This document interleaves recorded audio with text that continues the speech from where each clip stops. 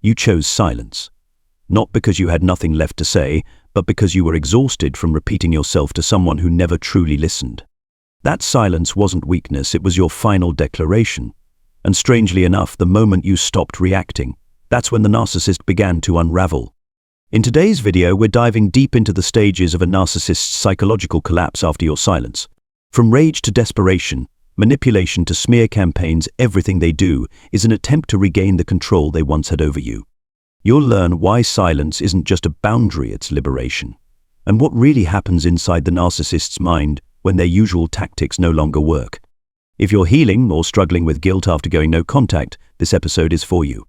Stay with me until the end and don't forget to hit that subscribe button for more powerful insights on narcissistic abuse and emotional recovery. What you're about to hear might just change how you see your past and reclaim your future. Part 1. The first stage, losing control in silence. When you choose silence, the narcissist doesn't see it as a boundary, they see it as a threat, because for them, control is oxygen. Losing control over you means losing the very thing that sustains their inflated but hollow ego. At first, they may appear calm, indifferent, even smug, but that's just the mask. Beneath it lies quiet panic, bubbling with every hour you stay silent. The narcissist feeds on your reactions whether you scream, cry, or plead. Every word you speak tells them they still have power. But when you withdraw, you break the connection. You take away their favorite weapon, your emotions. There's no one left to argue with, no one to blame, no one to accept their fake apologies or fall for their crocodile tears. Suddenly, they have no one to play with. And for someone who built their entire identity on controlling others, your silence feels like an earthquake. Without you, the mirror that once reflected their illusion of dominance shatters. And in that empty reflection, they're forced to confront themselves, which is their greatest fear. Your silence becomes an unbearable void. They may rush to replace you, jump into a new relationship, post exaggerated happy moments online. But don't be fooled. It's all a performance. Inside, they're screaming, not because they miss you, but because they miss the power they had over you. Part 2. The second stage, desperate retaliation. When your silence is no longer temporary but becomes a firm and unwavering stance, the narcissist begins to feel the very thing they fear most, a loss of control. In their world where every emotion, every word, and even silence itself must orbit their inflated yet fragile ego, your refusal to play the game is a psychological shock they never prepared for. They were used to your reactions. That was their fuel, your anger, your explanations, your heartbreak. All of it reinforced their sense of power. But now, you're not replying. You're not explaining. You're not defending. There's no signal to grasp onto. And in that vacuum, the narcissist begins to spiral into a phase of desperate retaliation. This retaliation doesn't explode all at once. At first, it creeps in with subtlety, cryptic social media posts, vague messages passed through mutual friends, or small acts that seem random but are meticulously calculated. The goal is crystal clear: to provoke you. Just one reaction, one crack in your armor, one flicker of emotion, and they win. But make no mistake, this isn't love, and it's not remorse. It's strategy. It's the start of a campaign to regain the control they feel slipping from their grasp. And when those emotional hooks fail, they move to a more sinister tactic, rewriting the truth. They begin to tell a different version of the story, one where you're no longer the victim but the villain. You're cold, you're unstable, you've changed. They plant seeds of doubt in others with backhanded concern. They bend reality, not to understand it, but to own it. Because if they can't control you anymore, they'll try to control how others see you. Your reputation becomes the last thread of power they can manipulate, and they will pull it with zero remorse. And when even that doesn't work, they shift into something more dangerous, performing repentance. They reach out. They cry. They say they're sorry. They write long messages recalling memories that once made you feel alive. They use nostalgia like a dagger wrapped in silk. They say they've changed. They say they finally see it now. But you must remember, this is not guilt. It's not growth. It's panic disguised as empathy. They don't regret hurting you. They regret losing control over you. And if you so much as flinch, if you respond, they'll take it as proof that the door isn't fully shut. And then, when none of that works, when you still refuse to engage, the mask falls. The charm collapses. The kindness evaporates. They erupt. This is where they lash out, insult you, try to humiliate you. They call you names. They accuse you of betrayal. Why? Not because you were cruel, but because you did something they never imagined possible. You walked away without asking for permission. You didn't give them closure. You didn't beg. You didn't protect their pride. And that, in the narcissist's eyes, is unforgivable. One of their final retaliation tactics is finding someone new fast. They rush into a new relationship, flaunt it online, craft a narrative of instant happiness. But you and I both know this is not love. This is messaging. They're not moving on, they're performing. This is meant to get under your skin. It's meant to make you question yourself. But behind the scenes, it's all desperation. Because this new person isn't a soulmate. They're a tool, a prop, a replacement supply. Everything they do in this phase, every insult, every apology, every new relationship is driven by one goal: to get a reaction from you. Whether it's anger, sadness, jealousy, or even just a reply, any emotional response gives them what they want most: evidence that they still matter. Evidence that they still have power. And that's why, during this stage, your silence is no longer just a boundary, it becomes your lifeline. It becomes your shield. Every time you choose not to react, you send a message more powerful than any words: you don't own me anymore. And that message, that is the beginning of the end for them. And this is just the beginning of the collapse. Part 3. When silence fractures the mask and exposes the void beneath. After all their attempts to provoke you, manipulate you, replace you, or attack you have failed, your silence begins to work at its deepest level. It no longer just wounds the narcissist's ego, it begins to unravel the entire illusion they've built their identity upon. And this is where the third stage begins. The mask starts to crack, and the truth they've spent their life avoiding finally begins to rise. For the narcissist, the mask is not a temporary defense, it is their identity. It's the carefully crafted version of themselves they present to the world: charming, confident, successful, in control. But behind that mask lies an identity that is empty, fragmented, and undeveloped.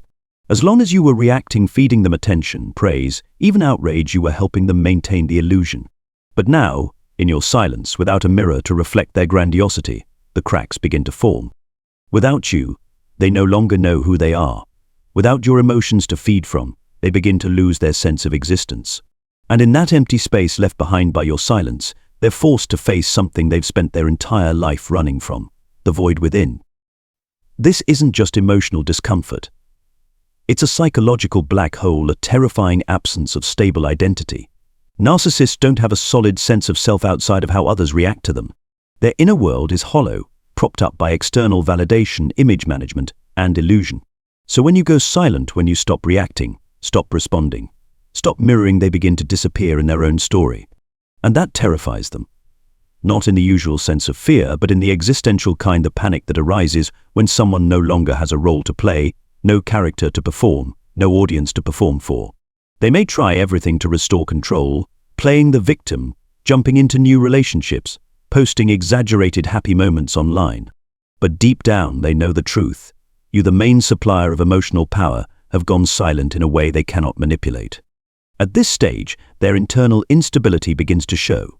Some narcissists become volatile, erratic, or lash out in self-destructive ways. Others become withdrawn, depressed, or numb. But no matter the form it takes, it's all coming from the same place: a collapsing sense of self. What's important to understand is that they'll never admit this. They won't say, "I'm unraveling because this person no longer responds to me." Instead, they'll call it stress. They'll blame work, the world, or even you. But you know the truth: they're sinking into the very emptiness you once lived in and escaped through silence. That silence, seemingly invisible, becomes the very tool that destroys the illusion. And behind that mask, there's no power, no strength, no superiority. There's just a wounded child, one who never learned how to mature emotionally, who survives by feeding on validation and control. And now that you're no longer playing the part, they are forced to see themselves clearly, and they hate what they see. They may try to escape again, find a new supply, perform confidence, overpost on social media. But inside, something is rotting. They no longer have the energy source they relied on for so long. Your silence isn't just absence, it's a mirror they can't distort anymore.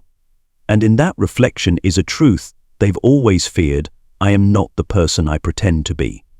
That is not the end, but it is the beginning of the collapse. Part 4. The Identity Meltdown, when inner collapse leads to outer chaos. Once the mask has cracked and the internal void begins to show, the narcissist enters a new stage of breakdown where the internal collapse starts spilling into their external world.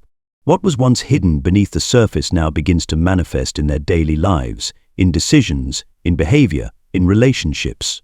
The chaos becomes visible, not just emotional, but practical. The false identity they once sustained through manipulation and control no longer has a foundation. You're no longer there to play your role in their script. There's no emotional reflection to define themselves by. And when they can't stabilize the image they project, they begin to lose the ability to function in a normal way. Some narcissists swing to extremes. They act recklessly, make impulsive decisions around money, relationships, career. They may change their lifestyle overnight, move cities, get into rushed relationships, or create dramatic breakups, all sending the same unconscious message: I'm still in control. But in truth, these are the frantic motions of a center that's already shattered. Others shut down. They grow silent, withdrawn, numb. But don't mistake that for remorse. This isn't regret, it's emptiness. With no emotional supply left to extract, they are now forced to sit inside the cold house they built for themselves, a home no one enters anymore. This is also the stage where the truth begins to leak out. Those who once believed in their curated image begin to notice inconsistencies. The charm that once felt effortless now feels forced. The stories start to contradict themselves. New people in their life, if they're observant, start to recognize signs of psychological control, manipulation, and emotional abuse. The very things you once endured in silence. And that silence, it becomes the quiet light that begins to expose their darkness. They can't drag you into an argument to paint you as unstable. You're not reacting. You're not defending yourself. And that absence starts speaking louder than their words ever could. To others, it becomes clear maybe their version of the story isn't so reliable after all. When others start asking questions and their image begins to crumble, the narcissist doesn't just lose you, they begin to lose the role they've spent their life performing. And for them, that's more devastating than heartbreak, because the role is all they have. It's not just a costume, it's survival. From here, the disintegration spreads. They begin to tighten their grip on those who remain, manipulating more aggressively, becoming more controlling, using new partners or friends as desperate attempts to fill the widening hole inside. But the harder they squeeze, the more things fall apart. Because they've already lost the one person who made everything appear stable. The mirror is gone. The co-star has exited the stage. The script is no longer being read. Some will start lashing out at you again, not to win you back, but to feel alive. In their mind, being hated is better than being forgotten. If they can't make you love them, they'll try to make you hate them, anything to make you feel something. But you're not there. You're not playing anymore. The game ended without a grand finale. No theatrical closure. Just a silence that stretches out and a narcissist unraveling in the very chaos they once thought they were immune to. And that is when the identity begins to collapse beyond repair. Part 5. The final stage, when the narcissist faces themselves and you step into true freedom. There are no more reactions from you. No replacement supply has worked. No control left to reclaim. No one left to manipulate. No more narratives that hold together. This is when the narcissist enters the final stage, the moment where there's no one left to blame but themselves. This is the most brutal stage, not because it's loud, because it is quiet beyond belief. It's the stage where they're forced to look inward into the very self they've spent a lifetime denying, burying, and escaping. And in the rearview mirror of memory, they finally see the truth, that the person who once loved them, tolerated them, forgave them, has truly walked away not out of hate, but because the pain became too much, and the clarity became too sharp. At this point, they may pretend not to care. They may still wear a calm face, but inside, they're unraveling. Nothing destabilizes a narcissist more than losing the person who once validated the illusion they built. Losing you doesn't just mean the end of a relationship, it means losing the mirror that made them believe they were still lovable, still powerful, still worthy. Without you, they're left face to face with a raw, undeveloped self, one that never learned how to love without control. But this is also when you step into the light. You no longer have anything to prove. You don't need to win. Because the real victory was never in making them regret, it was in no longer needing them to feel your worth. The silence you held throughout this journey was not just a reaction, it was a revolution. It was the moment you stopped handing your heart to people who used it as a weapon. It was when you learned that love doesn't mean enduring pain. Forgiveness doesn't mean returning. And peace never comes from another person, it comes from the decision inside you. As the narcissist is left to live with the consequences they once dismissed, they begin to understand somewhere deep inside that some people never come back. Some silences aren't a tactic, they are a final goodbye. They may keep playing the same roles with someone new, but the fracture has already formed. And the truth is, they will never find again what they lost, someone who loved them unconditionally, until they couldn't anymore. And you have walked the whole painful road to reach freedom. You didn't just walk away. You came back to yourself, to real laughter, to silence that isn't fear but peace, to boundaries that protect you, to a heart that no longer trembles when someone enters your life. You no longer need the narcissist's approval. You don't need their apology to heal, because healing began the moment you chose silence, not to punish them, but to save yourself. And that is where their journey ends, and yours truly begins. Part 6. When silence becomes a legacy and you are no longer manipulated. At this stage, you are no longer just the X in the narcissist's story. You become a permanent silence in their life, an absence they cannot replace, cannot replicate, and cannot forget. Not because you tried to leave an impression, but because you once gave something they will never find again. Your silence, which began as self-defense, has now become a legacy. No one enters their life untouched anymore. No one will ever love them with the same purity and honesty you once did. And perhaps most significantly, no one fully believes the roles they keep trying to play. You no longer need to return. You don't need to prove you were right. You're no longer in that game. It ended not because you lost, but because you stopped playing. And when you walked away in silence, you didn't leave noise behind, but you left consequences. The narcissist may find someone new. They may pretend to be happy. They may cling to a new role, a new audience. But deep inside, they know in the core of their being that the only person who ever truly saw them, who ever touched the human part left inside them, is the one they lost because of their own abuse. And you're no longer a victim. You're a survivor. No, you're a force. The silence you chose is no longer passive, it's a boundary born of growth. A conscious decision that you will never again allow your heart to be ruled by fear, guilt, or lack. When the narcissist looks back, they don't just see a void, they see someone they can no longer control. They see a soul they can no longer wound. And that's what they can't forgive, not you, but themselves. Because deep down, they know they destroyed the only person who ever loved them in spite of their damage. And you don't look back with hatred. You look back with peace.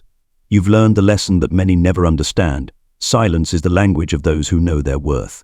And once you truly know your worth, you are no longer vulnerable to manipulation ever again. This isn't just the end of a toxic cycle. It's the beginning of a new life, one where you move forward without needing an apology, without needing validation, without needing closure. Because you are the closure, and your healing is the part the narcissist will never touch. Dear listener, if you've made it this far, I want you to know this.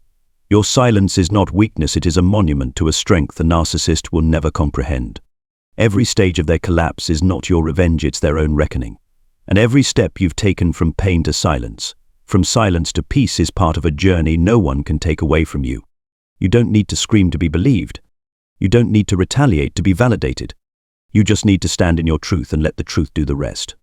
If this video spoke to your soul, if you felt seen, understood, or empowered, hit that subscribe button now.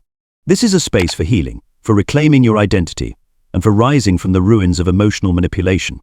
And if you are walking in silence right now, remember, you are not alone. You are walking into freedom. And true freedom always begins with a decision you never have to explain.